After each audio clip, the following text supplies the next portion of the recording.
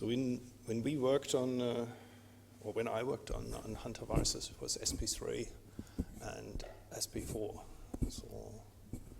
So the animal experiments were, with the highest containment level, and the cell culture experiment with the proper hood and the second highest laboratory containment level. So we took this seriously, yes. Okay, good. This is on.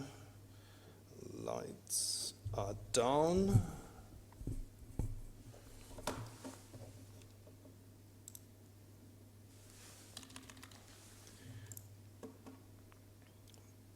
Pointer is on. Okay, so it's going to be 2 full-on lectures in immunology. T cells first. I try to keep it short. B cells later. And this is a longer lecture, and it's quite a bit about genetics too. But this is the way the cookie crumbles, so you will never understand the genetic diversity if I do not at least make an attempt of explaining the underlying mechanisms. So we may hopefully finish the first one below 45 minutes, and then we have more than 45 minutes for the longer ones on B cells and antibodies. Okay, and I try to speed up in these lectures a bit, so please interrupt me with questions that has one purpose, and that is to answer the question, and the other one is to slow me down. Okay, so we start on T cells. So we start with something easy because I showed the slide before. So here we have what I think everyone needs to know, that the T cell receptor is expressed on all T cells. That's probably easy to remember because it's in the name. And these are these things here. And then depending on what type of T cell you have either CD4 or CD8 that just need to be learned. And that defines whether we're talking about a T helper cell or a cytotoxic T cell. Both populations are believed to produce memory cells as well. And these are called alpha-beta T cells, and why they're called alpha-beta T cells we will see in subsequent slides. And then I briefly mentioned that they are also gamma-delta T cells, and they do not express CD4 or CD8. But as a defining protein, of course, they express the T cell receptor. But we will largely ignore those, and as promised, focus on T helper cells and cytotoxic T cells. I showed this before, again, to show the different actions of T cells, either to orchestrate immune responses, to make sure that we do not get immune responses against self, and we will go into much detail on this, and also on the more action side to kill virus-infected cells or cancer cells, as we will see next week. Okay, so now it gets a little complicated. T cells only kill cells presenting foreign peptides on self-MHC proteins. And I think you really need to go into the textbook and read this up if you do not understand the key slides. So what we have here is a little bit of a T cell, and what we have here is a target cell. You can imagine this is a virus-infected cell. So, and this action needs to take place for this cell to be killed. And you see that involved on the T cell side of things is a T cell receptor, and of the cell to be killed, involved here are the MHC molecule and the foreign peptide. And this results in killing. This does not result in killing because the MHC molecule is presenting a self-peptide. So there should not be a T cell population in circulation that would get excited by a self-peptide. Because if it would, then you start killing your own cells, depending on how frequent this self-peptide can be found. And then you end up with an autoimmune disease. What also happens, and that is perhaps slightly less intuitive, is that the T cells will ignore foreign peptides if they are presented on a foreign MHC. So, and this now explains the title of the slide. Okay, so then I also introduced briefly the thymus in previous lecture, and this where you can find it. It sits on top of the heart and underneath the throat, and it is fairly large when you are born, and it shrinks with age, and that is because it has a greater importance early in life to still educating the immune system, and that somewhat diminishes later in life. So the T cells, as all immune cells, are generated in the bone marrow, but then the T cells go to the thymus, and then many of them die, and the survivors leave the thymus and go into circulation. So that's also why they're called T cells, T of the thymus. Okay, and this is a cross-section through the thymus, and I have many variations of this image. This is just to show you that there are layers in the thymus. So this is some outside, and this is some more interior of the thymus. And here we have a blood vessel, and the T cells that come from the bone marrow here leave the blood vessel and then have a little journey around in the thymus, and at the end of it, you have differentiated CD4 positive or CD8 positive T cells. And I will come to what's happening in here in other slides. And already I told you that the vast majority, and numbers always differ a little bit, but here textbook says 98% of all developing T cells die here. So this is basically a place of a constant massacre, if you like. This is another slice through the thymus, and what we see here is that the cells come from the bone, the bone, go through the blood, enter the thymus, and then here we have the layers in the thymus, and what we see here is the differentiation. So you do not really need to learn DN1, DN2, DN3, DN4, but what you need to understand is that key events are happening here that in the end give you CD8 and CD4 positive T cells. And what you already see here is that at one stage you have T cell receptor rearrangements, and then you have another T cell receptor rearrangement, and here you have beta and here you have alpha.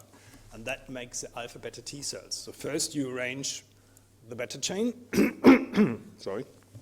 Then you arrange the alpha chain, and then you have both chains of the T cell receptor rearranged and functional. And then there's a decision to be made whether you also co-express CD8 or CD4. Initially, both are expressed, and then a decision is made, and eventually you have either CD8 or CD4. Here, just as a footnote, you see that the gamma delta T cells, they express alternative chains for the T cell receptor, so the T cell receptor is locally different from the T cell receptor here, so different chains.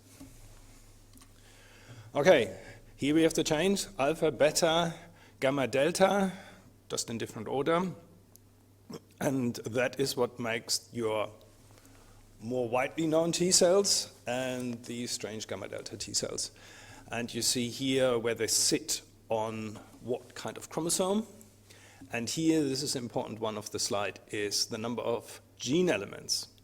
So what this means, the V segment codes for a bit of the T cell receptor, but you have 50 copies. So you could have this bit like from copy 1 or copy 2 or copy 3 or 4 or 5.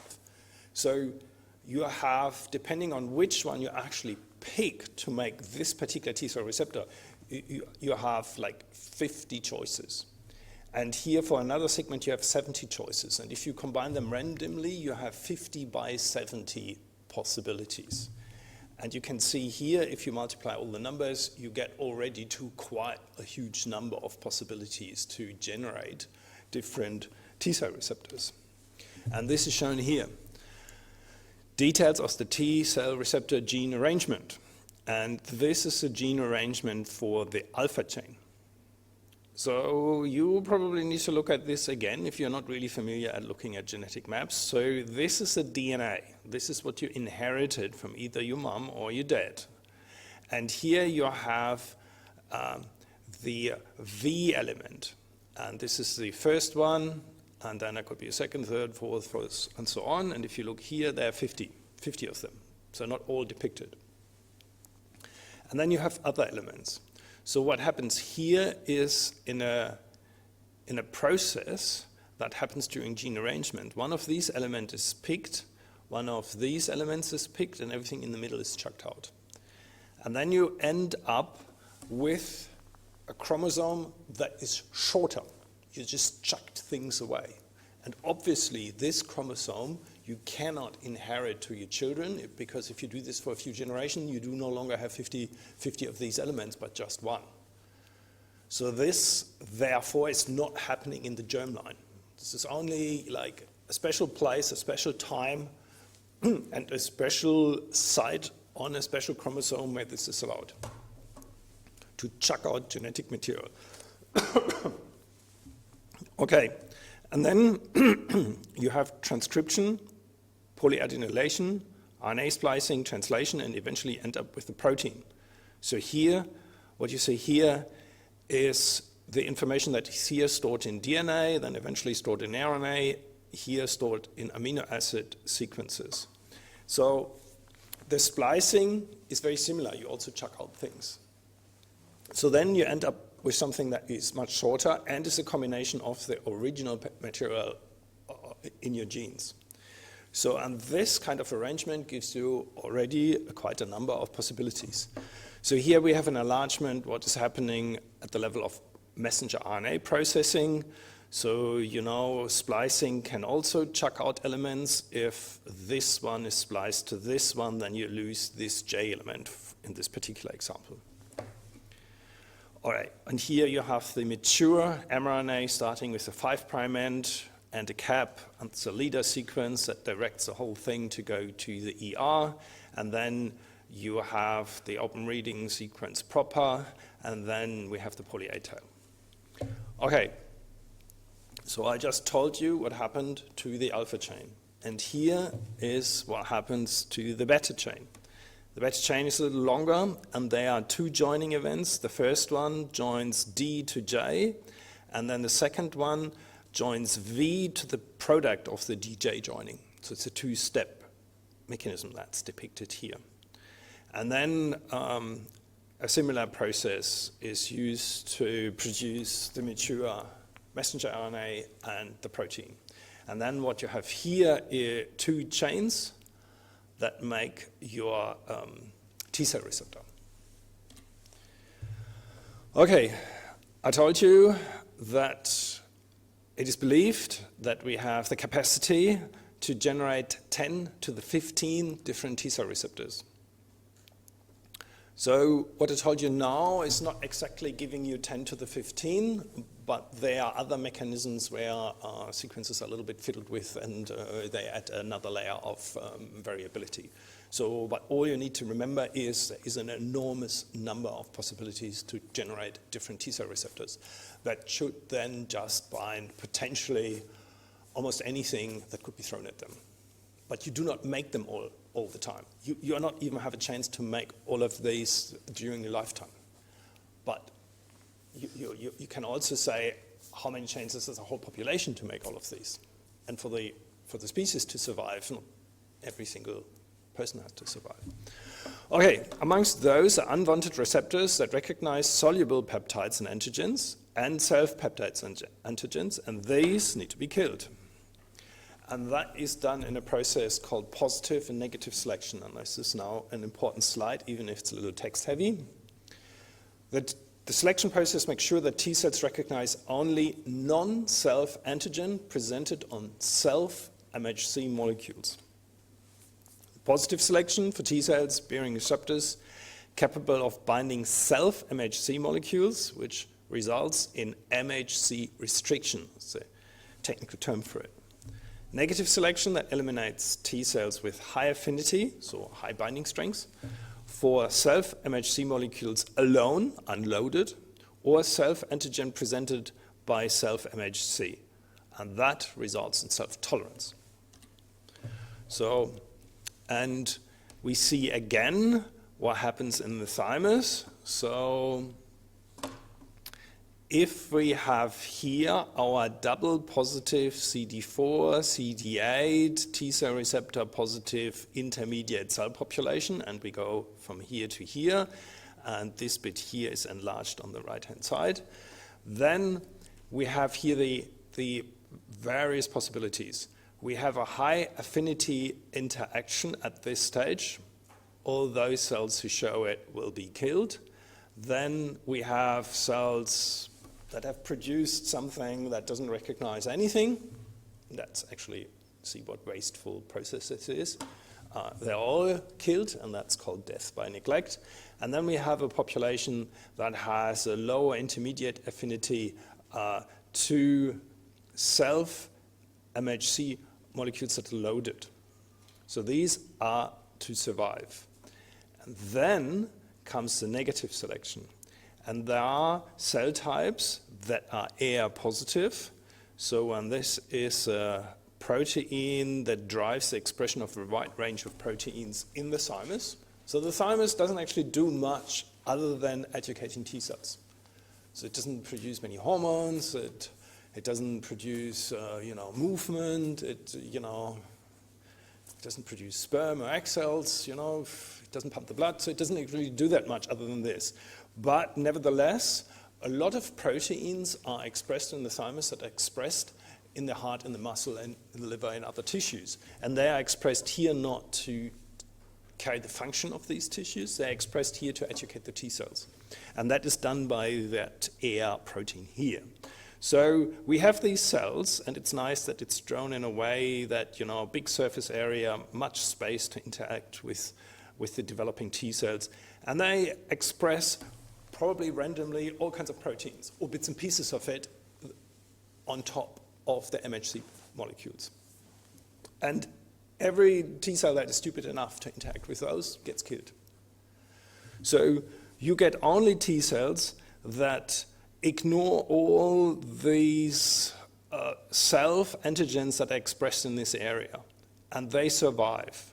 So therefore, it is thought that these T cells can interact with proteins, but these proteins are not made by us.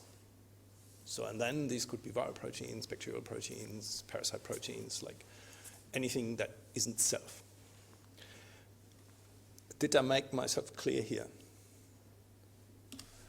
Good. So this is another depiction of that, and so this series of slides have colors that kind of match. So here we have TCR affinity, so that's a T cell receptor binding strength for self and survival.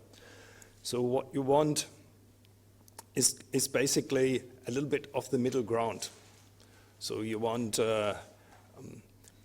cells that can interact with your own MHC molecules and with stuff loaded on it, but it cannot be stuff that is made by your body.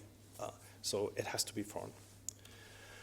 Okay, for this, a Nobel Prize was awarded in 1996 and was awarded by Peter Doherty and Rolf Zinkernagel, both quite characters. And the interesting bit for us in Canberra is that the research was done here in Canberra at the John Curtin School. And there is a little story that why these people teamed up, and this is not unheard of in science. So they didn't team up strategically because they wanted to get the Nobel Prize. So it turned out that they just got along, where other people didn't get along with them. So these marriages in science are sometimes kind of unusual, but it's probably, these people sit a little bit on the spectrum. If you're right in the middle, you're not that likely to get a Nobel Prize. And if you're a little bit at the periphery, then you have other impediments that may hold you back. What I also find interesting is that the award-winning publications, they're depicted here, don't need to read them, but you can see there are 4 pages. 2 papers, 4 pages. So they weren't exactly wafflers. So I doubt whether you get a Nobel Prize these days with just 2-page publications, but I find this interesting. So, okay. But now I show you the actual critical experiments, at least in a schematic view. So one important model for this is depicted here. So what we see here is a mouse, and we can just, for sake of it, call it strain A. And this is the MHC genotype here depicted, but just call it strain A, and I color-coded it red. And then you can infect that mouse with a virus that likes to infect mice, and that's LCMV. So it's for lymphocytic choriomeningitis virus. So it's an RNA virus, it's an arenavirus, it's a natural mouse pathogen. It causes chronic infections. It's harmless to immune-competent humans, so that you do not have to worry on a high security environment to work with. So it also induces strong immune responses, so it's ideal as a model system. Okay, so if you infect this mouse with the virus and then you kill the mouse, take the spleen out and get cells from the spleen, then you can get cytotoxic T cells in large numbers. That's how you get them. And then you can let these cytotoxic T cells from that mouse loose on LCMV infected cells in cell culture. And then they, in cell culture, will kill these cells because that's what they have learned in these mice. So, but you can then let them loose on LCMV infected cells from another mouse strain called B. And what happens is they will only kill the cells that come from the same mouse strain. And these mouse strains are as identical, almost as identical, as twins. So you can swap organs without any trouble between mice from a mouse strain. So for them, they have learned to kill LCMV-infected cells, but, MHC restriction, only if the virus antigens are presented on MHC proteins they're used to. And they do this here, and if the same antigen is presented on MHC proteins they're not used to, then nothing's happening. And this here explains how this was done at the day. It's a chromium release assay. It works with radioactivity. You have radioactively labeled chromium in your target cells, and if the cytotoxic T cells destroy the target cells, then the radioactivity is released in the supernatant, and you can easily measure it. So I did, when I grew up, so we had like a lot of radioactive assays. It is very pleasant to work with, very sensitive, but these days, for various reasons, it doesn't really happen anymore. But that was the assay of the day, and this is how this was measured. So now you do a similar experiment just in reverse. You take mice of the strain B, infect them with the virus, train up the T cells, take out the spleen, and let them rip on cells that are virus infected from the same mouse strain B, and then you will get killing here, but they are unable to kill virus infected cells from strain I. So it's a mirror picture of this. This is basically a demonstration that you have this MHC restriction. But these people were quite skeptical and wanted to do one more experiment, and that is with chimeric mice. So they made hybrids. So they crossed strain A to strain B. I tried to be fancy here and gave that a purple color, so it's a mixture between red and blue. And then they got the spleen cells out, and then they looked whether cytotoxic T cells from that mouse strain could kill virus-infected cells from strain A and strain B, and they can, because so they are now used to the MHC proteins from both parents. So this kind of proved the theory, but then they went one further and took again that F1 hybrid mouse, a result of a cross between strain A and B. So then they took the thymus out and radiated the bone marrow. This is all rather crude, but what it does is it killed all the T cells, including all T cell precursors after this treatment. So these mice would normally die of a severe immune deficiency and other things. But before this happened, they gave them a graft from strain B, and then the production pipeline for cytotoxic T cells in the bone marrow was restored. Then they got their cytotoxic T cells back, and then they looked what they could kill in the end, and they could kill virus-infected cells from strain B, but not from strain A, and that is because they gave them the bone marrow cells from strain B. And for all of that, they got the Nobel Prize. Okay, so I showed you now where the T cells learn all this, and how many of them die, and how you get to this diversity.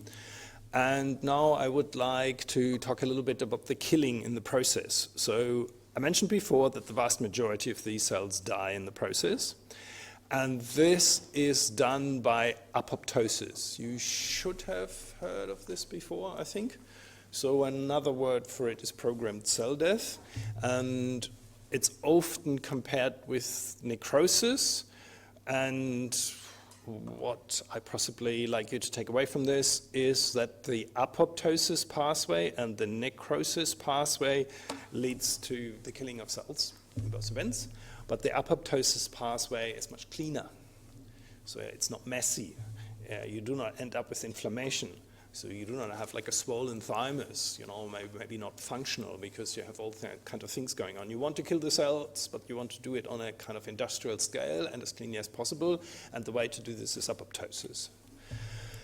Okay, T cell activation and clonal expansion. So I showed this slide before. So once you have generated your diversity, then these cells kind of circulate in your body, and then you need to have a match, and they need to find the antigen, and then they get activated, and you get the cell clone. And the activation here is somewhat reminiscent of the image I showed you with the activation of B cells. So you also have 3 signals. So signal 1 is the one that is received once the T cell receptor is engaged to a foreign, usually a peptide, so foreign antigen, presented on an MHC molecule. And then you have signal number 2 that is provided by other molecules that interact.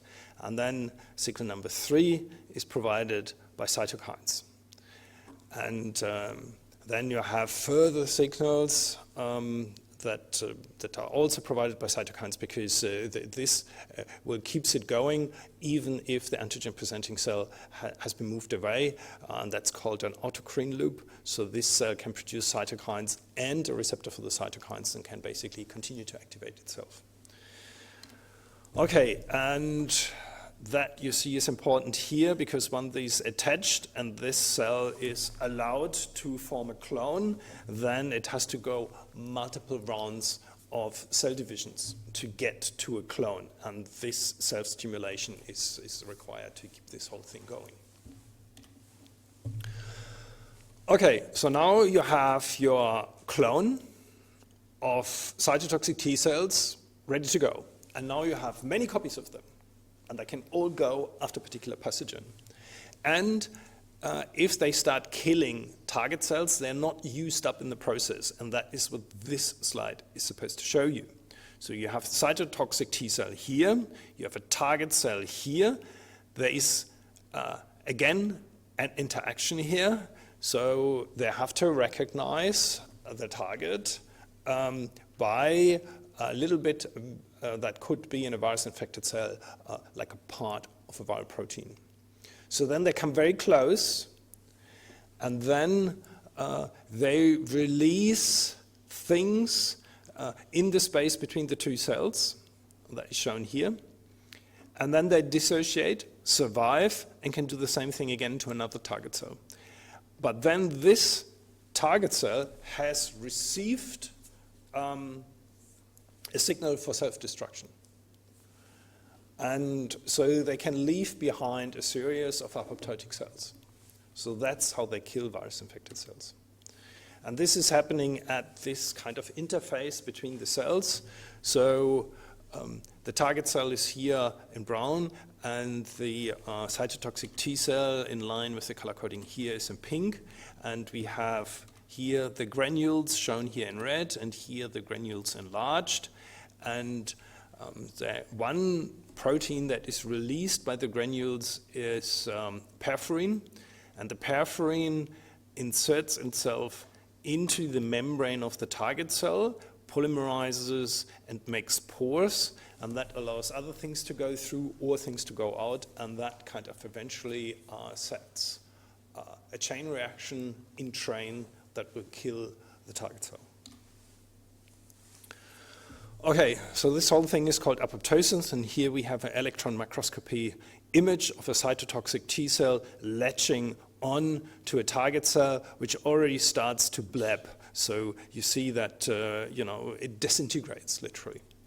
And here are key steps in the apoptotic pathway. I don't think you need to learn it at all its glory. I don't know, did you do in other units?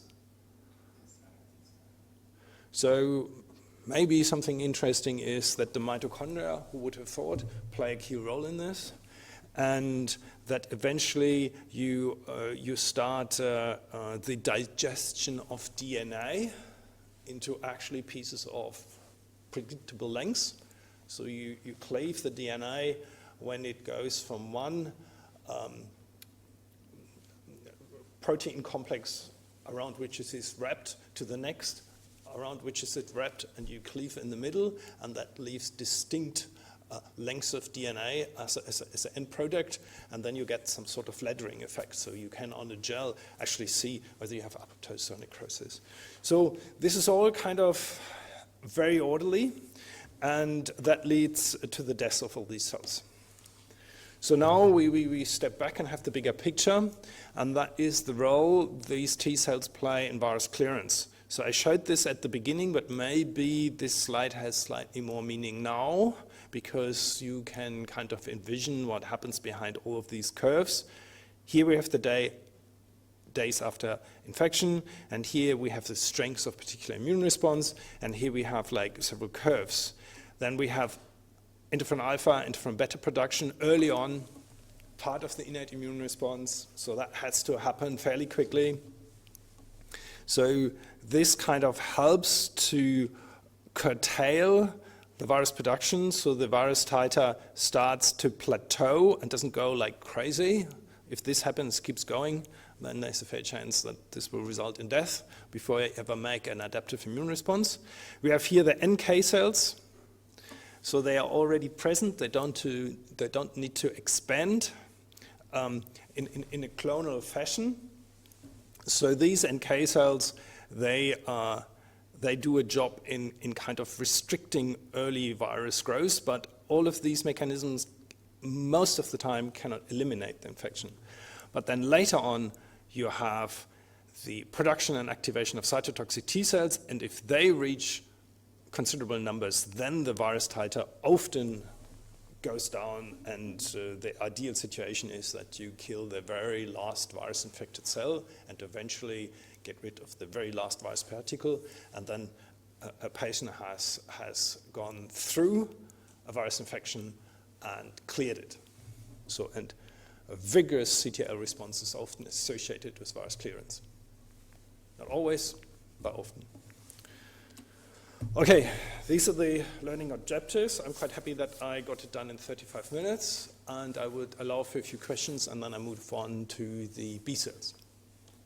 So we are in question mode now.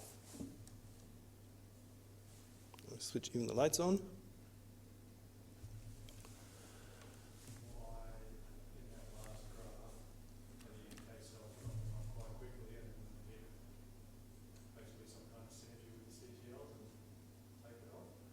Yeah, so the NK cells never really go. Yes. So I'm not even sure whether there's a moderate increase in production or not, but I think what needs to be taken here. And this is kind of a little bit of a messy graph, because it may not relate just to the number, but number and activity. And the NK cells, they are already there, and they actually often work on different principles. So for example, NK cells do not like cells that do not produce MHC molecules. So one way for viruses, and also for cancer, to persist in the face of cytotoxic T cells is to force the cell to no longer produce MHC molecules. If that happens, the cell will not show that it is virus infected, because it will not show bits and pieces of the virus production line on the outside.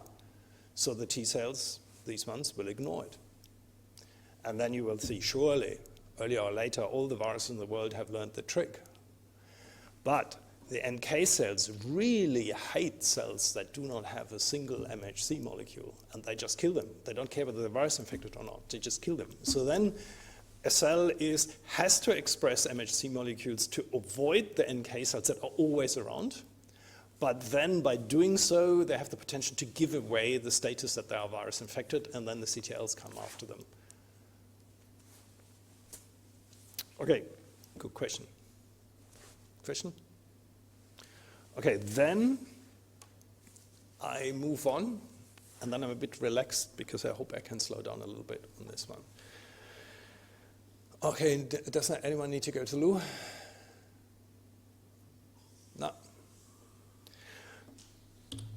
Good. And Joe, get off this.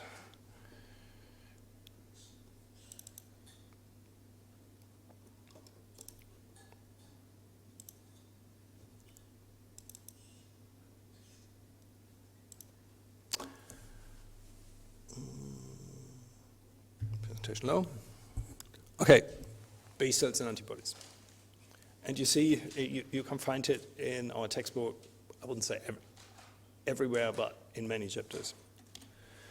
Okay, some facts about B cells. And this should be kind of start slowly, because you possibly know all of this. So the B cells mature in the bone marrow. That's why they're called B cells. It's a little bit not so perfect in naming, because the T cells also originate in the bone marrow, but then they go through the thymus, and the B cells do not go through the thymus. Okay, the B cells express only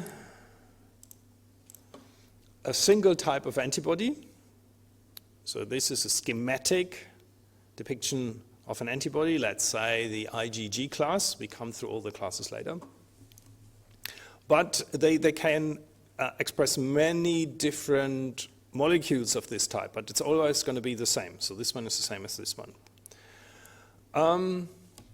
They also use random gene arrangements to generate diversity, and they get to at least 10 to the 10. And that is very similar to what I tried to explain to you by with using the T cells as an example. So, and then they are famously can also use somatic hypermutation. And that is to further increase antibody diversity and also to improve the antibody binding, as we can see. So here we have to learn the random gene arrangement in conjunction with the somatic hypermutation. But the somatic hypermutation only occurs once this has happened. And somatic hypermutation is a very, very dangerous thing to do. So rearranging your genes is already dangerous. So if you accidentally do this in your germline, you're actually losing genetic material. And you may rearrange bits of your genes that lead to cancer. So that's already dangerous. But if you then allow random changes of individual nucleotides to increase diversity, that's basically what UV light in the sun does. Then you're really, really, really in dangerous territory. So this is therefore allowed only under certain circumstances. This is also why it was discovered so late, because it doesn't really happen elsewhere. But then you can see how important this whole thing is, the fiddling with your genes to create diversity that goes far beyond the number of genes if you just count them. Okay, I showed you this before. So the B cells also, through gene arrangement and to a certain degree to somatic hypermutations, create enormous diversity, and then a lucky winner is picked, and that is allowed to expand and to eventually make the plasma cells for antibody production and memory cells for memory. So for the discovery of acquired immunological tolerance, and that preceded the Nobel Prize that was given away for the whole T-cell business, a Nobel Prize was awarded in 1960 to two people. One is a Brit, or I think he came from South America, but then eventually became British, and that's Peter Brian Medawar. And the other one is our own Frank McCallum Burnett. And he is a very interesting man, and he did research in many different fields. And he got the Nobel Prize for immunology, but he was also very, very instrumental in influenza virus research and in vaccination stuff and in certain aspects of bacteriology. So, and he became Doctor of Medicine by such a long distance that they had to exclude its score. Otherwise, in this particular year, many more students would have failed compared to the years before and after. So, yes, he was also quite a force as an inline manager, and he also had some interesting, but I'm almost sympathetic, political views on this, but this is not like this right-wing stupidity we see these days, so that was more the opposite. So I encourage you to learn more about this fascinating man, and particularly because he's Australian. Okay, good. So, but we are talking only about, his contributions to immunological tolerance. Okay, I showed this slide before, but this is kind of a starting point. So we have the origin of the B cells in the bone marrow. This is supposed to be a bone, and then they go through the blood, and then they enter peripheral lymphoid organs, for example, lymph nodes or the spleen, and then terrible things happens to the average growing B cell because most of them die, because here they have to meet the antigen, and they have to undergo class switching to decide which antibody that class actually make, and they have to do something that's called affinity maturation. That is where the somatic hypermutations occur, and that is they have to learn to make better antibodies. Okay, and then here, this bit is an enlargement of the peripheral lymphoid organ shown here. So this is basically in more detail. Here, the B cells enter from the bottom, here from the top. It's depicted the other way around. Okay, here they come in, and then they proliferate. And then they meet, and this is not dissimilar to the situation in the thymus. They meet cells that look like spiders with a huge surface area, and they present antigens. And here they present antigens that have hopefully been picked up by pathogens or invaders or cancer or whatever, something not foreign. So they have to bind these cells through the presented antigens.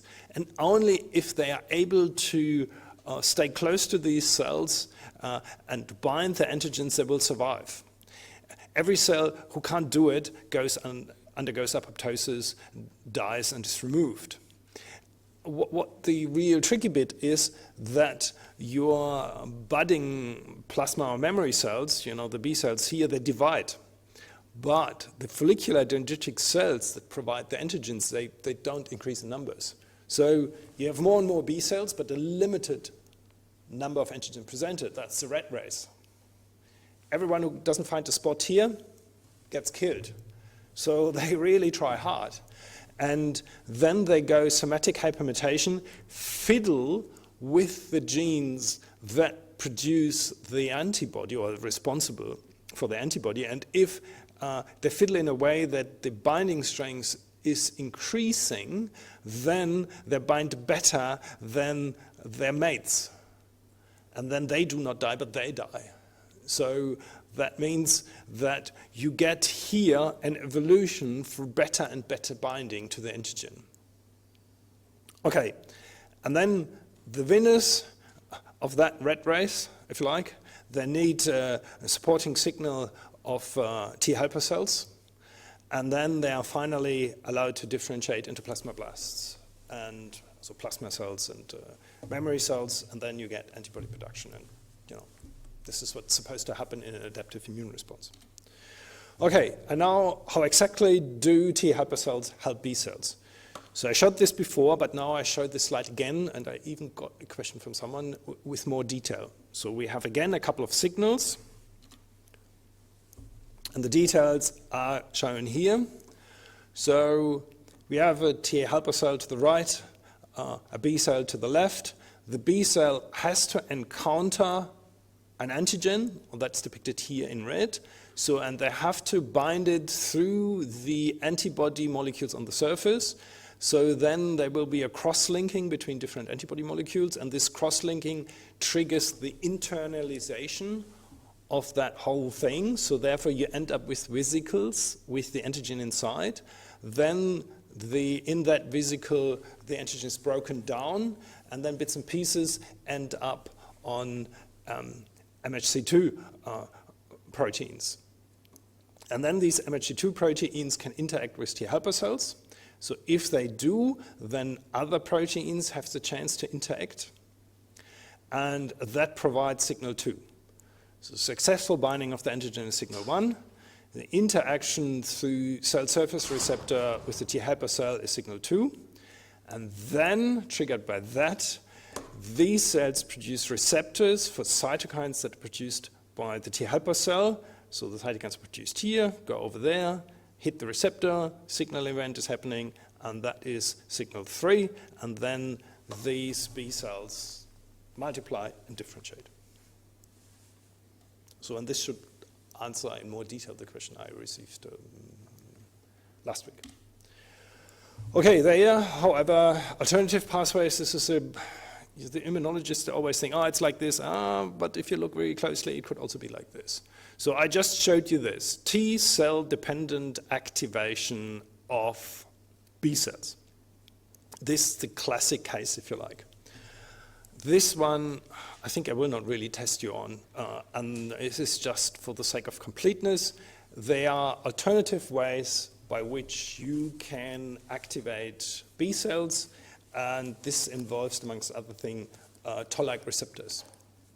So, and for this to happen, you do not need T helper cells, but for our purposes and maybe for the more classic ways, this is the way to go.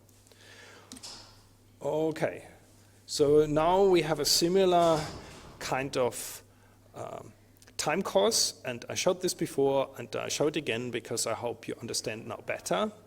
And here we have the time after exposure to antigens, or after immunization, or after infections, always the same thing. And here, in this case, we have antibody concentration. So the first time you see an antigen, Ag, then there is a lag in response. So the whole system takes time to respond, and you get only moderate production of antibodies. And the production is dominated by a particular antibody class, which I will explain in 5 minutes, and that's the IgM class. Okay, and then it all dies down, so the plasma cells will disappear, and the memory cells will be present, but you may retain a low titer, but it all goes quiet again. But then if you encounter the same antigen again, second exposure, then everything happens much, much faster, and you get a slightly different response. Now you get much more of the IgG class and a lot less of the IgM class. And also the IgG antibodies produced here compared to here are better. They bind better. And so you really have a vigorous response. And this is actually, if you're faced with a deadly virus, this is the response you want in the first place, but you will never get it in the first place. So, and to provide this in a safe environment, that's the job of vaccines. How people don't get this is, again, beyond me, but maybe you are able to spread the good news as well as I can if asked by friends and families and whoever. Okay, so these are the learning objectives to the first part of this lecture. And now I would like to talk about antibodies. Do we have questions to the first part? Then I will just go. All right. So first I like to have a bit of a definition slide and a bit of a repetition before we go into the different antibody classes. So here, this is about B cells, T cells, plasma cells, and antibodies. So antigenicity is a technical term that describes the ability of antigens to interact with antibodies. Immunogenicity is the ability of an antigen to provoke an immune response. B cells are plasma cell precursors. You already know this. Plasma cells, these are the cells that differentiate from B cells and that produce antibodies. T helper cells, you also know this, and as far as we are concerned here, they help B cells to become plasma cells or memory cells. So here, this is from a different textbook, so the symbols are a little different, but I like it very much because it shows a principle. What we are looking at here, for example, is a virus infection. So this little thing here is supposed to be a virus, and it has two colors, red and blue. And that is because there are lots of antigens in a virus particle. And that's not a surprise because you have usually more than one protein in a virus particle, more than one type of protein in a virus particle, and these proteins can be fairly large. And there could be this bit of the protein that's a good antigen, there could be this bit of the protein is a good antigen. So lots of possibilities to detect that this virus is not supposed to be there. Okay, so the B cell, they can bind a virus, for example, by one of the spike proteins. And then they take this up, and they break the virus down, and they load the bits and pieces on MHC2, because it's an exogenous antigen. So that's MHC2. And then they present it. And then the T helper cell has to be found that recognizes, through that random process, this virus. But you see that the antibody recognized the spike protein, which is depicted in blue, whereas the randomly coming along T cell recognizes something that is red and comes actually from the interior of the virus. You see, the chance that the T helper cell can be found that recognizes the exact same bit that the antibody recognizes is very, very low, because antibody and T cell receptor, they were generated by similar processes, but randomly. And you have like 1 to the 10 and 1 to the 15, and that you get like the one that from each population that recognizes the same thing. You can forget about it. You can research it, you will never see it. So that is then providing independent confirmation that we have a foreign body here, because it's foreign for 2 bits and pieces at least.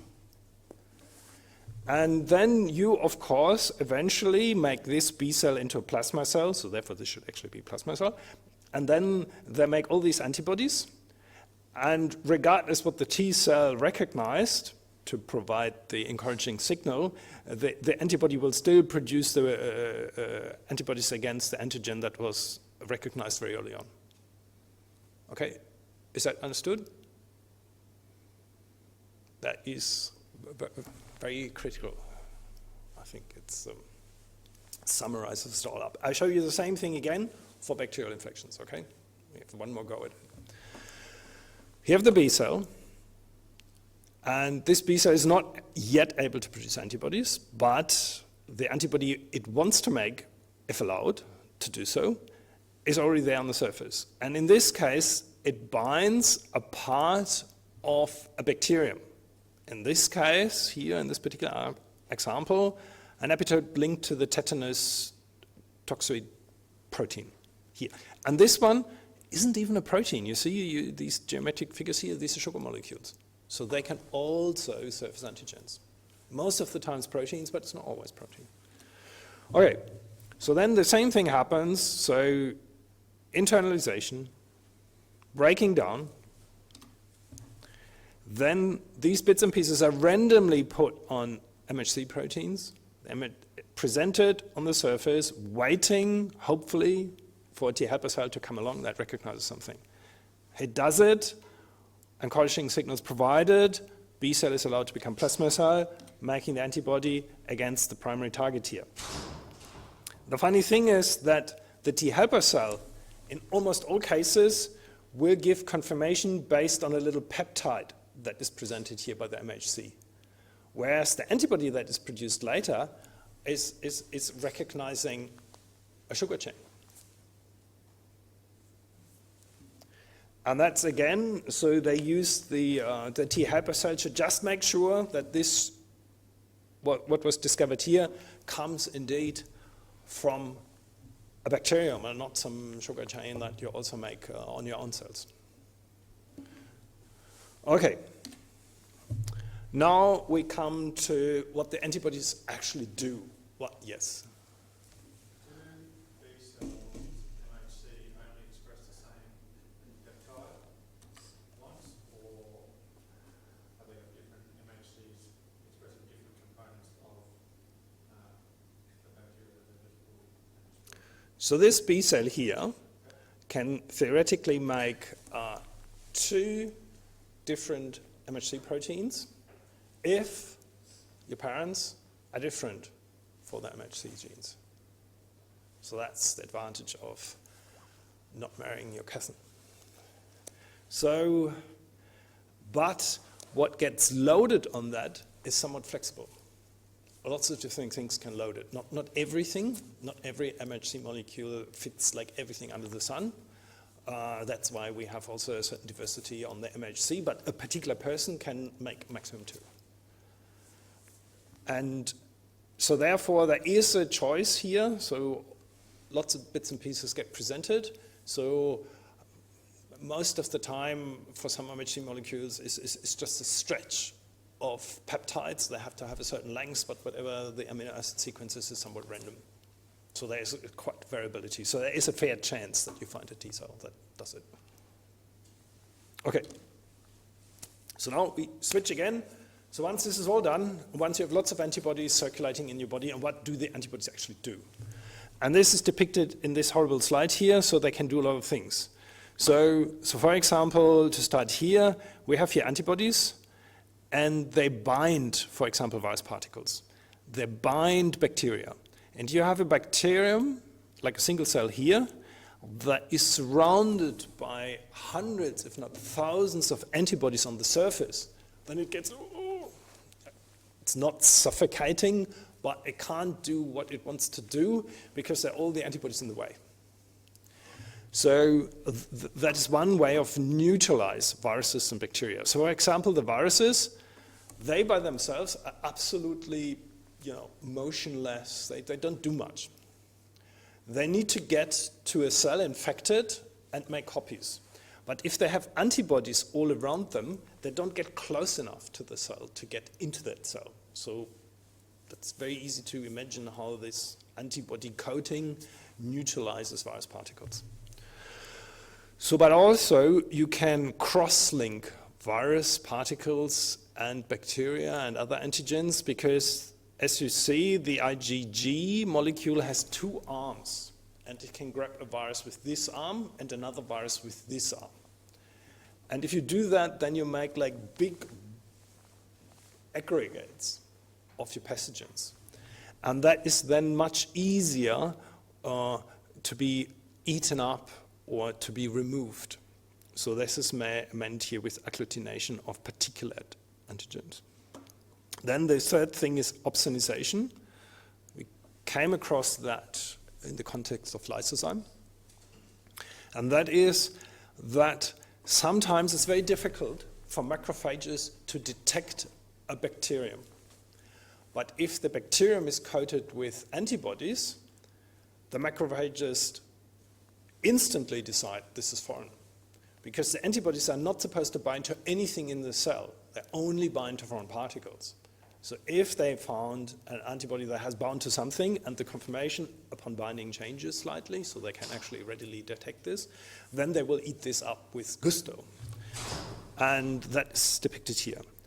Then you can have complement activation, and I told you that I spare you the details of complement activation. I used to have a whole lecture just on complement activation. If you think this is complicated, wait until immunology proper is resurrected. So then gets complicated.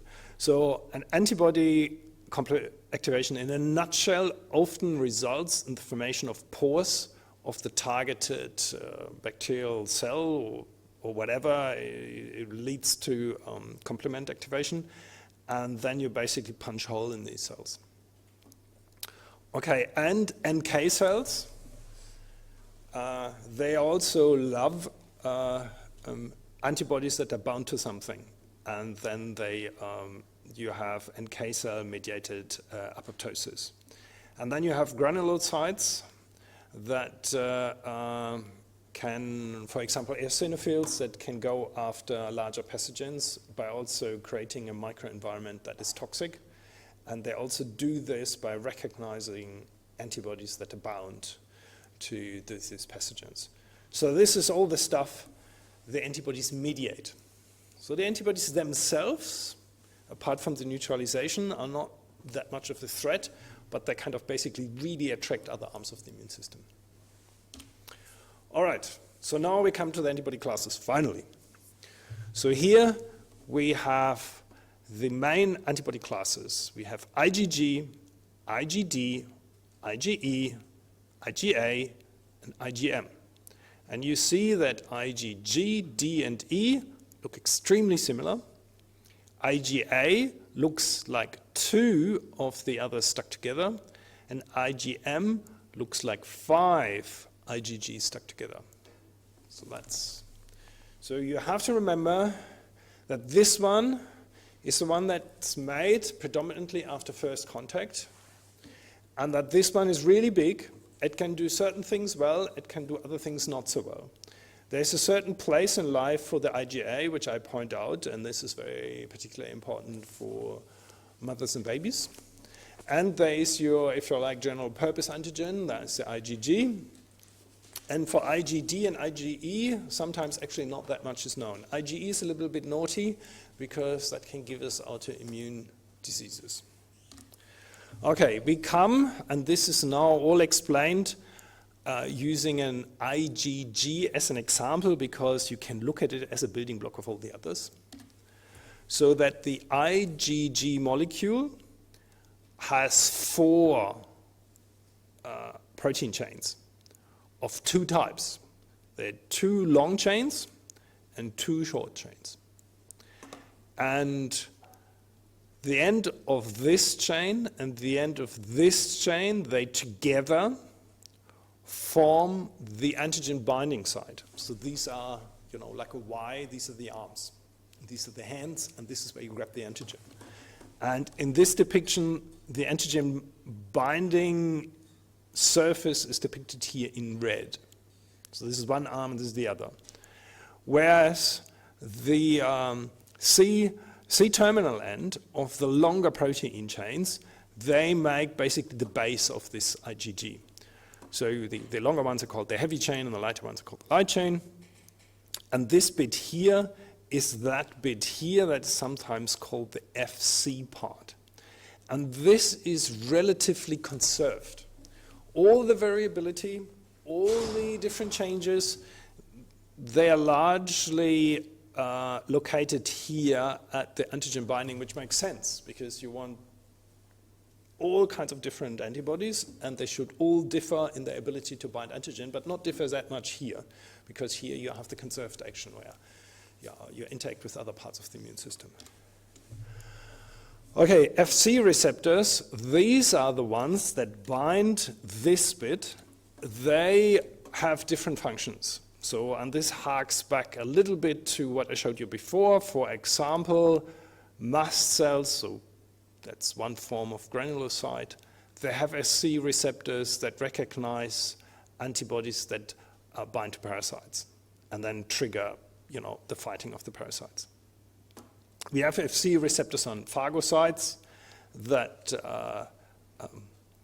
recognize bacteria that have antibodies on top, so they're preferentially eaten and easily recognized.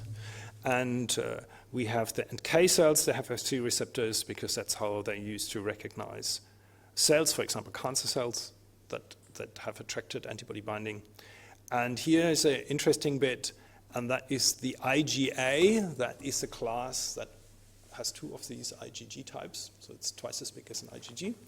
So the IgA molecules, they get transported, for example, into breast milk, and they have to leave the plasma and get into the breast milk. So they have to cross a line. And these epithelial cells that provide the line, they have to take them up on the blood side or serum side of things, and then deliver them to the milk side of things. And they do this also through Fc receptors. Okay, so now I go through the different classes, starting with AGA. So AGA is able to be transported, and therefore it is found in mucus, so in your snot if you like, in your gut, in milk, in tears, in saliva.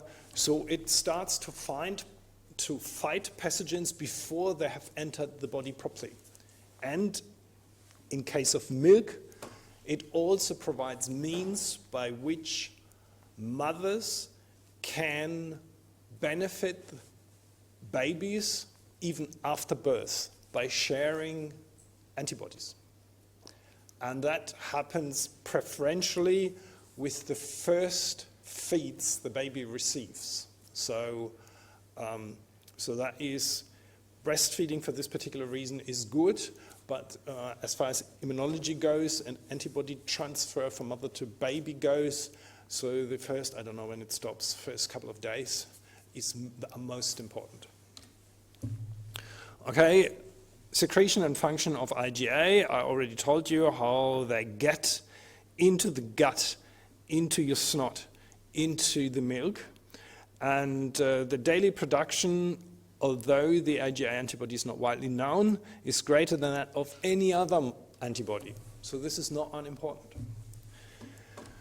IgA cross-links bacteria and viruses, often preventing attachments of pathogens to mucosal cells. So therefore, it kind of prevents an infection before it even happens. So this is, NATO in its glory days would have called this forward defense. So IgA is important, early line of defense against salmonella, poliovirus, and other things.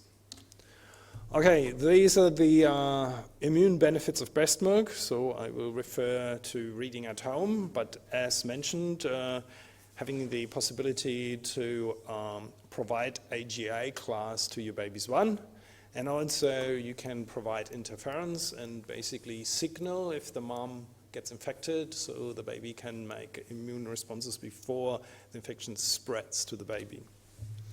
Okay, that was IgA. Now we go to IgM. You might remember this is pentamer, so we have 5,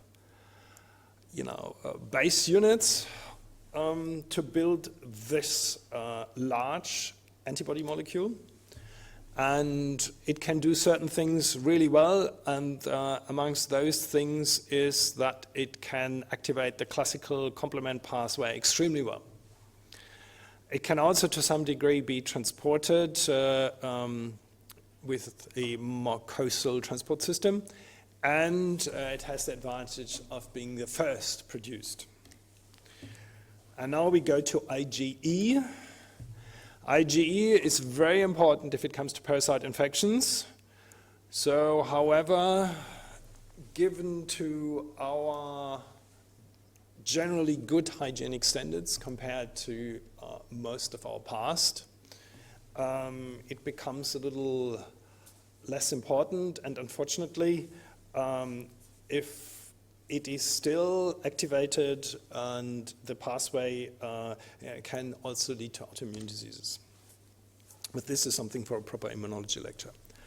Okay, here we have the picture that hopefully helps you to remember that the IgE antibodies are very important to fight parasites because they attract eosinophils, which in this case are going after this schistosome larva. Okay, uncontrolled IgE-induced activity of mast cells cause hypersensitivity reactions. So, for example, anaphylactic shocks, and that is what I meant with that this particular class of antibody has some ability to cause autoimmune diseases. Which leads us to IgD, which will be a very short thing, is because by the end of the day, what you need to remember is that people do not really fully understand why we have this class in the first place. So this is the least important to learn. So IgM is very important, IgA and IgE is important, and IgG is the standard example for everything and therefore also important. Is that a question? Obviously not. Okay, so now I come to gene arrangement and somatic hypermutations. And that is, again, the generation of antibody diversity. The gene arrangement is very similar to the gene arrangement for the T cell receptor. So we have different chains in the antibody, the light and the heavy chain, and we also have different chains for the T cell receptor, alpha, beta, gamma, delta. So you see these are actually evolutionarily linked. And so therefore it shouldn't be a surprise that the mechanism is then also very similar. So we have multiple segments and we have VJ and VDJ arrangement depending on whether you have the light or the heavy chain. So, but here it comes something that is a little bit more specific to the generation of antibody diversity, and that is, for example, P-nucleotide addition. So an asymmetric cleavage and the filling in of single-stranded DNA pieces, overhangs resulting from the cleavage, by repair enzymes at extra nucleotides, a little bit at random if the cleavage is at random. And then you just have extra nucleotides here. And if you have an extra single nucleotide, you destroy the open reading frame. Nothing will happen. 2 nucleotides, you destroy the open reading frame. Nothing will happen. 3 nucleotides, you add an amino acid, which could be good or bad. So if that's good and increases the binding strength, then you get more survival in these peripheral lymphoid organs, and that gives this particular subclone of a B cell clone a higher chance to survive the rigorous rat race in the lymph node. Another possibility to fiddle with the sequence are exonucleases that may result in the loss of nucleotides, and it's all in conjunction with the sites that have just been recombined. You have N-nucleotide addition, and these are non-template additions. So this is not the result of asymmetric cleavage. And then in the end, you can combine different light and heavy chains. And you have the somatic hypermutations that are site-directed mutations mediated by a particular enzyme that kind of just fiddles with the sequence, if you like, similar to UV radiation. So somatic hypermutations are the driving force behind a process that's called affinity maturation, only occurs in germinal centers, occurs only at rearranged V regions. Somatic hypermutation occurs frequency of 10 to the minus 3 per base pair and generation, so that is much higher than any mutation elsewhere in your genome. Since the combined length of a heavy and light chain region is about 600 base pair, one expects that somatic hypermutation will introduce at least one mutation per every 2 cell divisions in the pair of heavy and light chain genes that encode an antibody. So it occurs quite frequently. And the somatic hypermutations consist of superstitions rather than insertions or deletions, and this is possibly good because it largely eliminates the chance that you lose your lineage altogether because you destroy your open reading frames, because substitutions do not add or remove individual nucleotides, you just change them, and then you have a chance to actually change to a different amino acid, whereas addition or removal of nucleotides in 2 out of 3 cases will, destroy, or not 2 out of 3 cases, so often destroy the open reading frame, and that will be the end of it altogether. Okay, so this is where the somatic hypermutation occurs. So this is where you want an edge in the rat race that is triggered by a limited antigen supply, but a growing B cell number. And then I told you that eventually the B cells have to decide which class they make. They usually all start making some IgM, but then they switch to either IgG, IgA, or IgE. They left out the D class here. So, and then eventually the plasma cells, once they have done this, they will keep producing that type of antibody.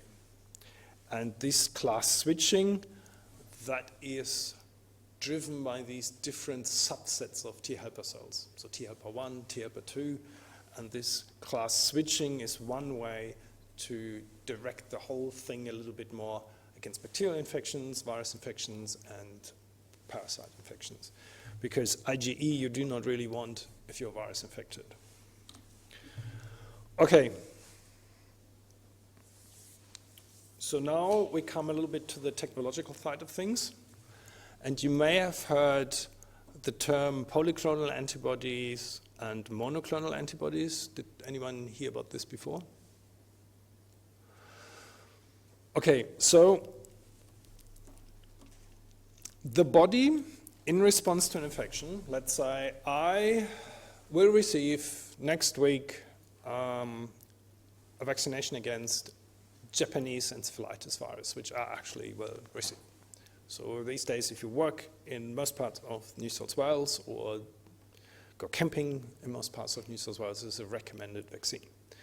All right, so then I will be given a virus that is somewhat crippled, so it's a live attenuated virus that will hopefully not kill me, hopefully will not make me very sick, but hopefully will tickle my immune responses, and then in response to this, I will make antibodies.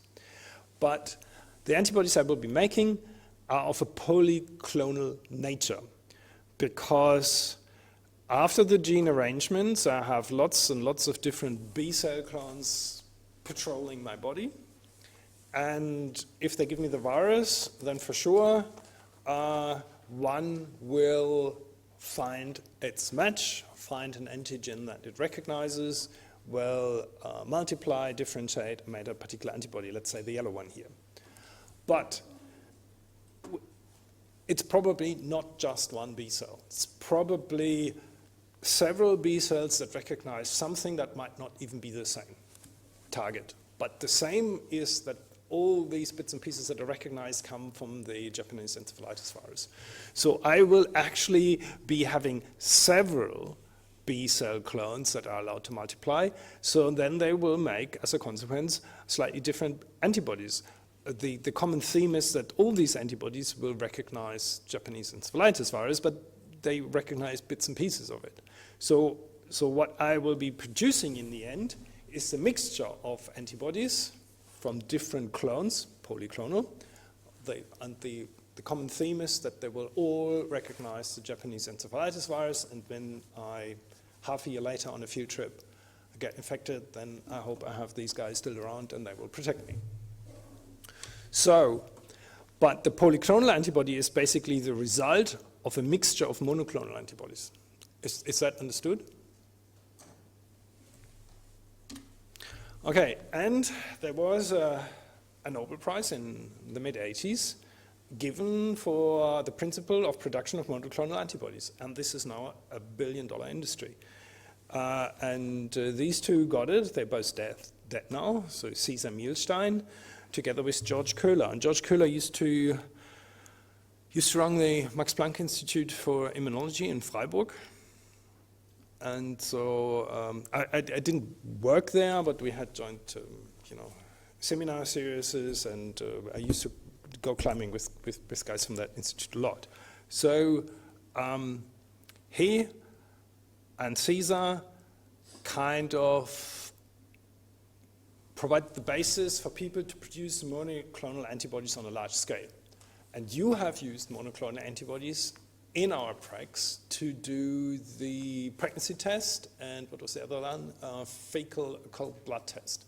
So the critical component is that in these tests are monoclonal antibody that recognizes hormone or recognizes hemoglobin, and these tests are produced by the thousands, and one of the tests is good as the other, and if you buy one today and buy one next year, they are all very reliable, very similar in performance. And this is due to the fact that they all have the same antibody, and it's a monoclonal antibody. And to produce these is done as it's shown here in the slide, which again goes back to a little bit that you know now how this all works in people. So here we have a mouse, and if you isolate this serum of that mouse, you get different antibodies if the mouse has been exposed to an antigen. And here comes a little differentiation. So an antigen is basically something foreign. It could be a protein or it could be a virus. But then there are actually bits and pieces of that protein, or a virus may have different proteins, and then on every protein there are different bits and pieces. And these pieces, like the minimum bit that can produce a different antibody, is called an epitope. So this antigen has, let's say, 4 different epitopes. So therefore, if all goes well, you get 4 different antibodies against this antigen. So then it's a polyclonal antibody mix produced in response to this antigen. So, but this is, if you do this on an industrial scale, this is not necessarily what we want. So what smart people did, these two did basically, is they took the spleen cells out of this mouse, and here we have plasma cells that can produce all these antibodies, 1, 2, 3, 4, that eventually recognize 1, 2, 3, 4 of the epitopes. They're all in here. And then they mixed these plasma-producing, still alive cells with myeloma cells. Myeloma cells are cancer cells, and if you know how to do it, you can kind of fuse them, so the technical term is hybridize them, with your plasma cells. So then you get hybridomas. So most of them will actually die, and there's a complicated selection process, but we kind of skip all this. So then you end up with cancer cells that produce antibodies. But a cancer cell produces only one type of antibody. So if you now separate those, then you can have cell clones that you can grow basically indefinitely in the lab that produce only one specific type of antibody. So here, whereas the mouse always produces the whole mix, here after this little trick, you have cell cultures that produce antibody 1, 2, 3, 4. And then you can pick an antibody against a particular epitope. And remember that I told you when it came to the fecal occult blood test that they picked an epitope of the globin, an epitope of the globin protein that is shared only between us and apes, but not us and cattle or us and sheep. So therefore, the antibody that's in the fecal occult blood test will happily ignore a blood contamination from anything that isn't a primate. And since we normally don't eat primates, so it makes the test very, very specific. So you can sense now the power of producing these monoclonal antibodies, even if in nature it doesn't exist as that, because there's a tendency that you always have like a polyclonal mix. But for industrial purposes, you can produce a specific one in any amount you like. So, and this is, for example, your artificial mouse. This bit here is a vessel in which you keep your hybridoma cells and they produce antibodies. And what is here like the size of, I don't know, a big bucket, can now be the size of a 2-story building. So you can produce lots and lots of antibodies. And then these antibodies can be used for all kinds of purposes. And that is what makes it a billion-dollar industry. All right. That was the tour de force. Now you know a lot about, hopefully, about T cells, B cells, and antibodies, anti-helper cells, and self-antigens, and foreign antigens, and restrictions, and all of this. So next week we have 2 more lectures. One is on cancer. It's a bit of an application of what you have all learned. So I will pick up a few things again and explain it in the context of cancer. It's kind of a recap. From that point, it's kind of nice. I will tell you a little bit about the drama that is unfolding on Tasmania with the Tasmanian devil. And it's a fair chance that the population will be largely wiped out because of spreading cancer, something really unusual, like an infectious cancer, and why this can happen with devils, but it cannot happen with us. Okay, so that's the cancer lecture, and then we have like the special lecture in the end. All right, any questions?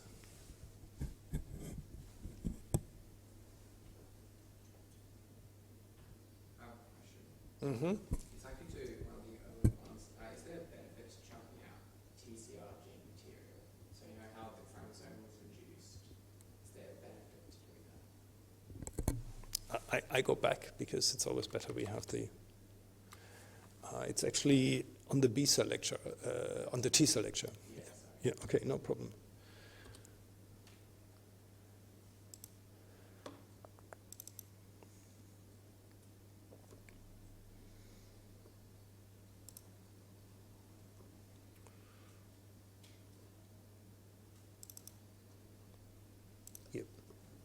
So you're basically losing everything between here and here. Yes. No, there's no real advantage. So what you basically do is you have this bit here combined, and they are still copies of the V, and there are still copies of the J, unless you took the very first V and the very last J, which can also happen, and then you have nothing left. But this is then initiated by the transcription strat in this one, after the joining. So the joining provides additional signals that makes it certain that this one is picked for transcription or not this one, because this one would be meaningless. This would not lead to a functional mRNA/protein. But you actually losing this bit in the middle is of no big consequence. Sometimes the bit you lose is rather small, and sometimes the bit you lose is rather large. And the largest thing you can potentially use is if you combine the very first with the very last. And if you combine the very last with the very first, then it's the minimum bit you lose. I hope that answered it. Sort of, yeah. Yeah, and this thing will then, the lifetime of that cell is kind of limited. And it's, if it becomes a memory cell, then it's believed to be somewhat longer. But if that is an active, T cell clone, or in the other example, similar events happening with your B cell or plasma cell, so the lifetime is limited and should definitely not go beyond your lifespan. So that you are checking things out is of no consequence, because these things have to function as immune cells, and they carry all the information that is needed to build a liver, theoretically to build a complete new human being, but they never will because they just lost a bit.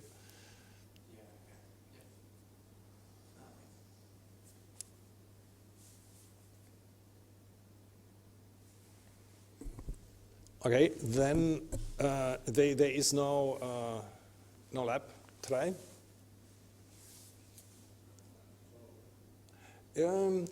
Yes, but next week I have the labs open so people can come and get feedback on the practical skills assessment that is being marked as we speak. So, and that is, if you want to have a look at this is the time to do it. And if everything goes well, we also have the deferred in this time slot. But this will only be announced on Monday.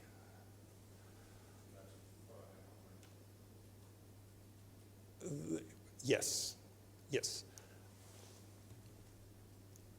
Yes, and this is also, it says assessment feedback, but you can use the time to ask me anything you like. You can print any lecture slide you like, bring it and ask. And if you have any questions for the upcoming final, you can also ask this. So this is the chance to basically have the last face-to-face session before it goes into the final exam period.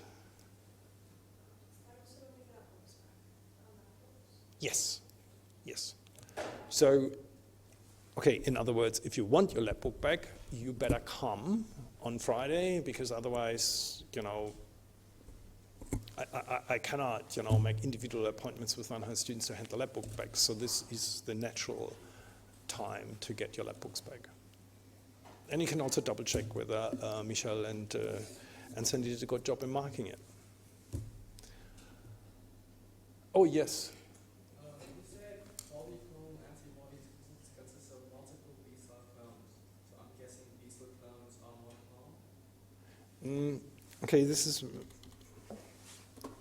it's almost right.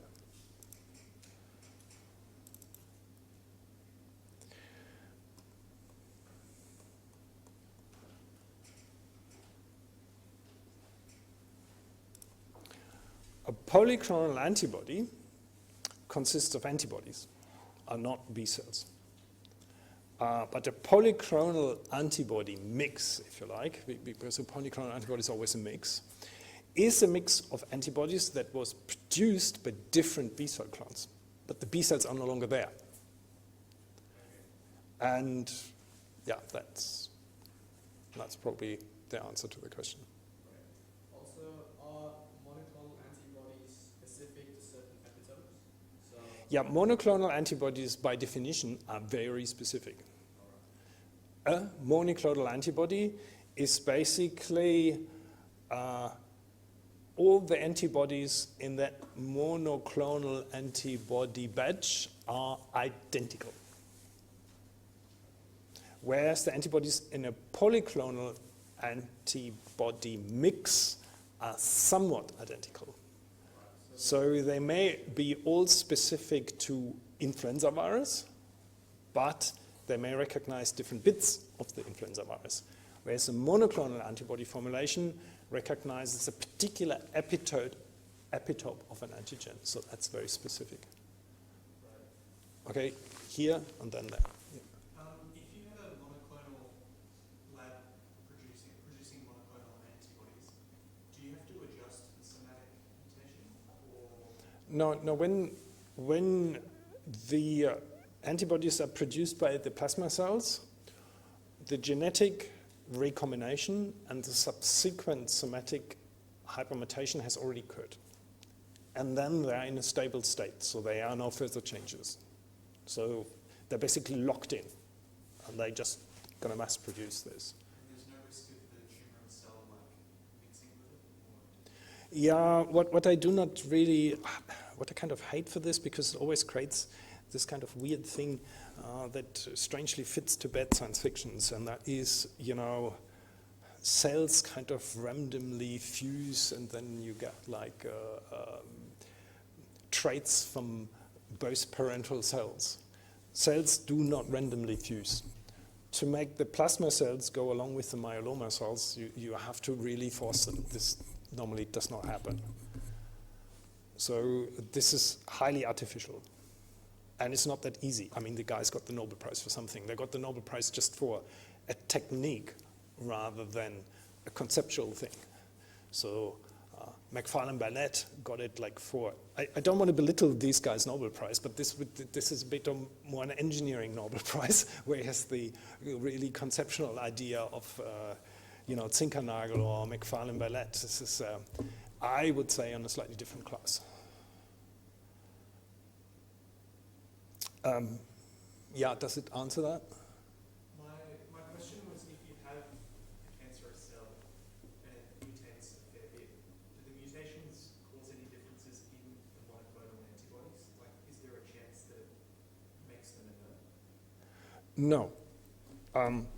I mean, we're just saying no categorically in biology is always a bit difficult, but I would say it's a relatively strong no. And that is because these myeloma cells, they are cancer cells, and they will continue to be cancer cells. And what made them cancer cells is more or less in the past. So they may have lost certain genes, genes may have swapped places, and but if you just look at it in a general way, that's a relatively stable situation. And then you just want to transfer their ability to grow indefinitely to the plasma cells.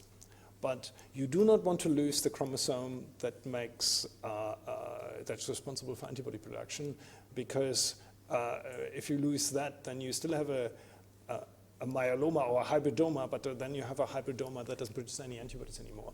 So you can imagine if you do this, you will not get many cells that like it and survive, and then you may not even get many cells that still produce antibody. So there will be what looks so easy, oh yeah, we do this and then we have that. There is a huge selection process, and they actually have selection markers to select for the cells that successfully have the characters you want. So this is all extremely simplified here. Yes, but after you get your hybridomas, they tend to be stable. You can pass them on to your mates on a different continent and basically give them the ability to produce the antibody as well.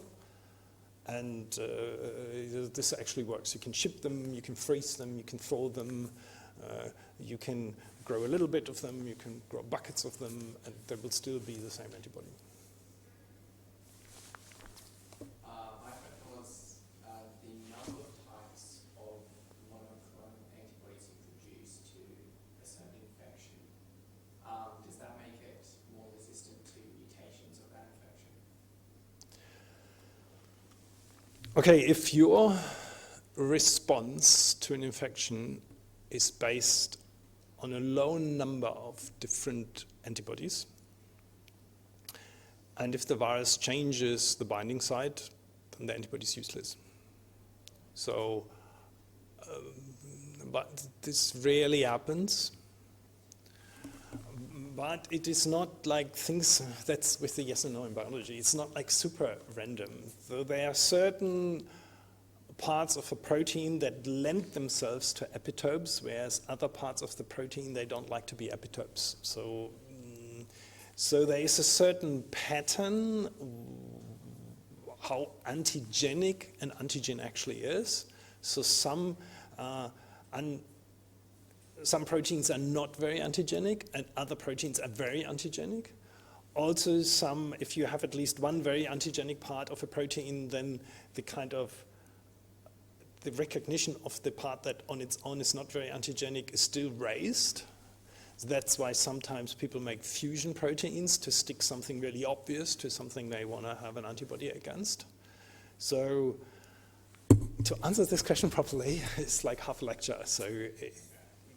But in general, to have a robust response against more than just one little bit is beneficial. So that's the straight answer to this.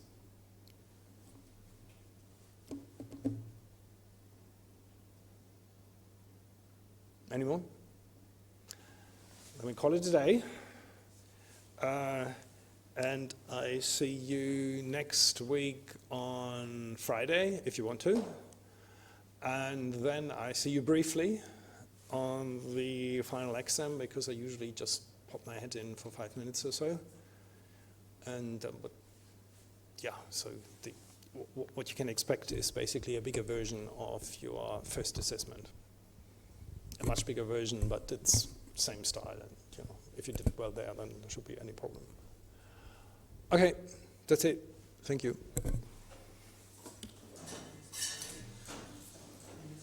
Yeah, we missed it. What I forgot is we have 2 more lectures on next Friday. Yeah.